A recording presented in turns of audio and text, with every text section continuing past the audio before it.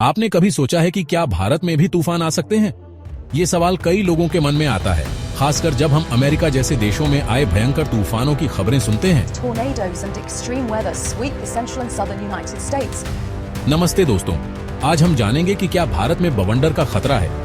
इस वीडियो में हम बवंडर के बारे में विस्तार से चर्चा करेंगे और जानेंगे कि भारत में इनकी संभावना कितनी है। सबसे पहले जानते हैं कि बवंडर क्या होते हैं। बवंडर, जिसे अंग्रेजी में टॉर्नेडो कहा जाता है, एक प्राकृतिक आपदा है जो बहुत ही विनाशकारी हो सकती है। बवंडर एक तीव्रता से घूमती हुई हवा का स्तंभ होता है जो एक गरज के साथ जमीन तक पहुंचता है। यह हवा का स्तंभ बहुत ही तेज गति से घूमता है और अपने रास्ते में आने वाली हर चीज को नष्ट कर सकता है। इनकी हवा की गति 105 से 322 किलोमीटर प्रति घंटा तक हो सकती है। ये गति इतनी तेज होती है कि बड़े बड़े पेड़ और इमारतें भी इसके सामने टिक नहीं पाती। ये कभी स्थिर रहते हैं तो कभी 97 किलोमीटर प्रति घंटा की गति से भी आगे बढ़ सकते हैं। इनकी अनिश्चित गति और दिशा के कारण इनका पूर्वानुमान लगाना बहुत मुश्किल होता है। Gotta be very careful as we come up on this thing. Oh my God!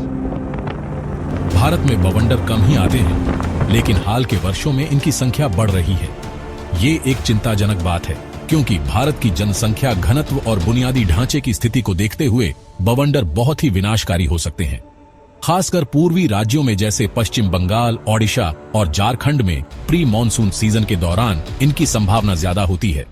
इन क्षेत्रों में बवंडर का आना कोई नई बात नहीं है, लेकिन हाल के वर्षों में इनकी तीव्रता और संख्या में वृद्धि देखी गई है। इतिहास की बात करें तो 2016 में एक शोध पत्र ने पूर्वी भारत में बवंडर के रिकॉर्ड को दस्तावेजित किया। इस शोध पत्र में बताया गया कि पूर्वी भारत में बवंडर का इतिहास बहुत पुराना है और इनका प्रभाव बहुत ही विनाशकारी रहा है। उत्तर पश्चिम भारत में भी 1903 से 2012 के बीच 15 तूफान दर्ज किए गए थे। ये क्षेत्र भी तूफानों से अछूता नहीं रहा है और यहां भी इनका प्रभाव देखा गया है।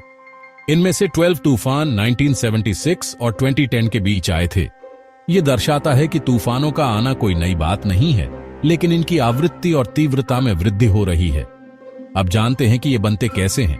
बवंडर का निर्माण एक जटिल प्रक्रिया है जिसमें कई कारक शामिल होते हैं। जब गर्म और नमी वाली हवा ठंडी और शुष्क हवा से टकराती है तो ये तूफान बनते हैं। ये टकराव हवा के स्तंभ को तेजी से घूमने पर मजबूर करता है, जिससे तूफान का निर्माण होता है। भारत में भूभाग की विविधता और कम दूरी की वजह से ये तूफान अन्य क्षेत्रों की तुलना में कमजोर हो सकते हैं, लेकिन इसका मतलब यह नहीं है कि हमें इन्हें हल्के में लेना चाहिए। भारत में तूफान के बढ़ते मामलों के पीछे बदलती हुई हवा की दिशा, प्री मॉनसून के दौरान कमजोर पृष्ठभूमि हवाएं और कम ऊर्ध्वाधर हवा की गति भी कारण हो सकती है। इसके अलावा जलवायु परिवर्तन भी एक महत्वपूर्ण भूमिका निभा रहा है। समुद्र और भूमि के तापमान में वृद्धि और असामान्य हवा के पैटर्न से भी बवंडर की संख्या बढ़ रही है। ये एक गंभीर चिंता का विषय है, क्योंकि इससे भविष्य में और भी अधिक तूफान आ सकते हैं। अमेरिका में तूफानों की निगरानी सैटेलाइट और रडार डेटा के माध्यम से की जाती है, लेकिन भारत में ऐसा कोई आधिकारिक निगरानी तंत्र नहीं है। ये एक बड़ी कमी है जिसे जल्द से जल्द पूरा किया जाना चाहिए। हालांकि भारतीय मौसम विभाग ने हाल ही में पश्चिम बंगाल के तूफान को रिकॉर्ड किया था। ये एक सकारात्मक कदम है, लेकिन हमें और भी अधिक प्रयास करने की आवश्यकता है। तो दोस्तों, ये थी जानकारी कि क्या भारत में तूफान आ सकते हैं और इनसे जुड़े क्या क्या पहलू हैं।